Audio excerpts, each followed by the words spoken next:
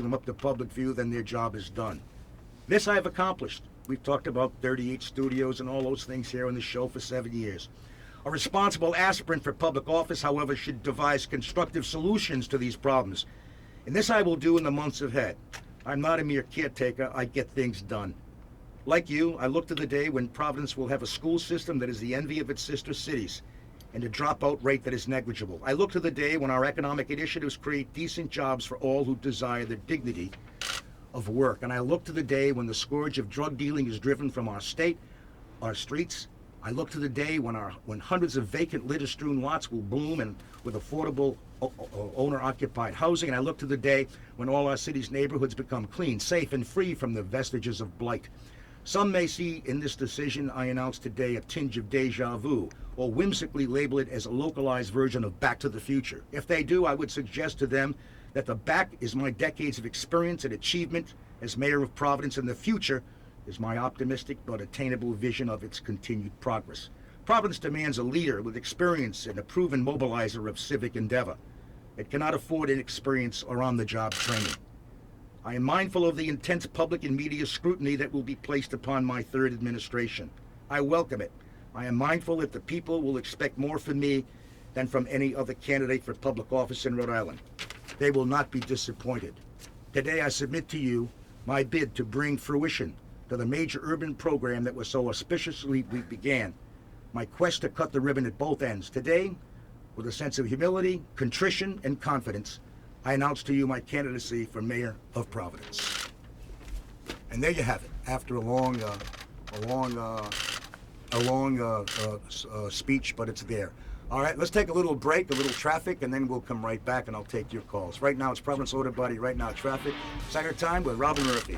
All right, thanks, buddy. It looks like we've got a crash 95 northbound before the Thurbers Avenue curve. DOT is reporting that the left lane is blocked. Traffic is on the brakes, getting past Route 10 all the way up to that point. Loosens up a little bit, then you're slow again northbound between 195 and the state offices. Southbound 95, a very heavy ride between Smithfield Ave and downtown Providence. 195 westbound is heavy past Broadway, slow from the Washington Bridge to the 95. Culture in the city. I think we need to build our self-esteem and think that we are something that we don't believe ourselves to be now, and I think we have all those ingredients for success. Let's face it, this is a great city. You can, as I mentioned, you've got great universities in this city, number one. You've got a great diverse population, number two. Number three, you have a cultural life that is unsurpassed. We also have problems, but they can be handled, and we've handled them before. And a mayor does 5 things, and that's it. And if you get involved in bedrooms and foreign policy, you're not going to be a good mayor. I think number one, cities have to be safe. Number two, cities have to have a good educational system. Number three, cities have to have an affordable housing program for people so they can live and be comfortable. Number four, people have got to have a job. And number five, a good cultural and recreational experience that makes them want to get up in the morning and enjoy life in the city. You said the fire still burns. Fire still burns. Yes. What does that mean to you? Well, the fire means that I've missed being mayor. And I love being mayor, and I think that we had a real role going on in the city, and we had a lot going on. And I think since that time, we've experienced $110 million deficits, potholes in streets. I would be absolutely flabbergasted if I were mayor and the streets were like this. And I don't blame Mayor Tavares because he inherited a $110 million deficit. And that's a big deficit to inherit. And so I don't blame him for that. He's done the best he possibly could do. Tansy, what do you think your chances are? Well, I wouldn't be standing here if I didn't think I'm not running for my for fun. I'm running. Well, fun too, but I'm running to win, and I think that the formula is there to win. It's been 16 years since you last won an election. Been that long?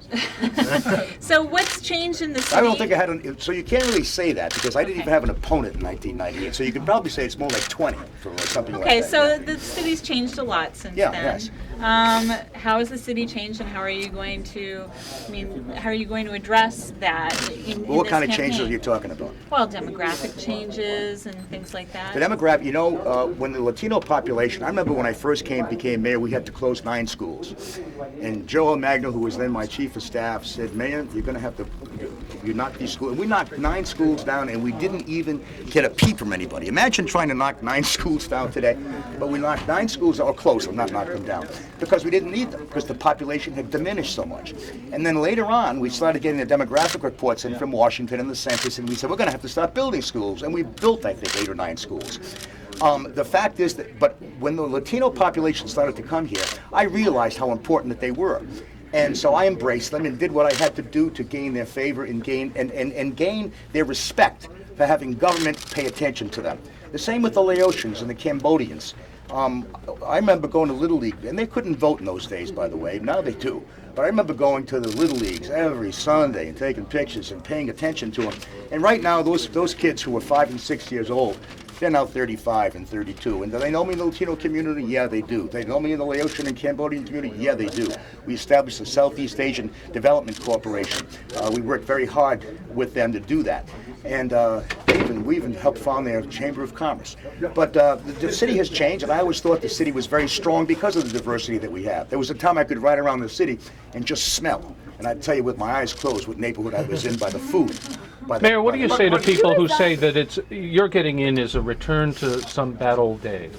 Well, return to bad old days. I said that everybody has problems in life, and I don't think elections are about yesteryear. They're about tomorrow, and they're about what you can. The person who's going to win this election is the person who can capture the imagination of the people of Providence, and also have programs and a message that they can believe in, and that's doable. Just talking about it is one thing. You know, you can have all the vision in the world without action. You know what that really is? That really is a daydream. And all the action in the world without vision, that's a nightmare. And so you have to have the right combination of vision and ability to get it done through experience and what works and what doesn't work, and building coalitions so that you can implement what the people want. And how do you plan a vision? Well, it's open government, and it's involving the public in the planning process. And we all know what that's about. When we brought the Community Development Act to Providence, we spent those monies on community development centers or community centers, and we also spent money on all kinds of different things. But you know where the ideas for that came from? It came from the public. It came from people, ordinary people who went to meetings and suggested things. And that's what you need to do now. But when did you make the decision? What was the final factor that led you to this decision? I hadn't made my mind up this morning because there was I was torn with the love I have of broadcasting, the love I have to be somewhat on your side of the microphone. But I felt that I had an obligation and a duty to a city that I love very much, and I felt I had some unfinished business, and I think the people of Providence have unfinished business, and I love this city very much, and I think that I can make a contribution to making it better. Buddy, I hear there's a committee that is funny. There's a committee that is formed on the east side called ABC, Anyone But Cianci. I hear Mirth York, David Cicilline, other people are behind it. They're going to do anything to try and get you defeated. Is that the same David Cicilline that left the city with a $110 million deficit? And is that the same Mirth York who built a house on the east side against the zoning laws and against the historic preservation rules of the city of Providence? Is that the same one you're talking about? Can you beat that kind of coalition? Look, I'm only going to run. I'm going to run. If the people don't want me, they don't have to vote for me, and that's not cocky. I realize I come with baggage. I understand that. How do you get past the baggage? I understand that. Let me finish. I understand that it comes with baggage, but I think people have to take you for who you are. They know me from head to toe. They know my faults. They know my. Although a lot of the stuff is myth that's perpetrated by a lot of people. But the fact is that they know who I am, and they know what I am, and they know what I've accomplished. And they know what my shortcomings are. I am who I am. I'm not trying to pretend to be anybody. And by the way, I'm not seeking this office because I want a stepping stone to run for Congress or dog catcher or something else.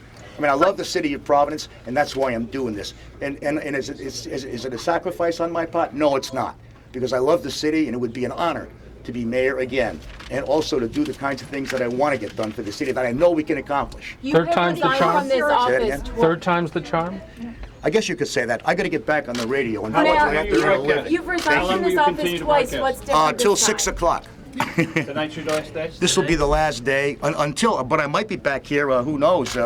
When is the election? November 4th? I might be back November 5th. Never know. You feel up? Thanks all very much. Campaigning? Do you feel up to campaigning? Sure I do. Absolutely. By the way, wouldn't have done this if I didn't get the permission of the physicians who are caring for me.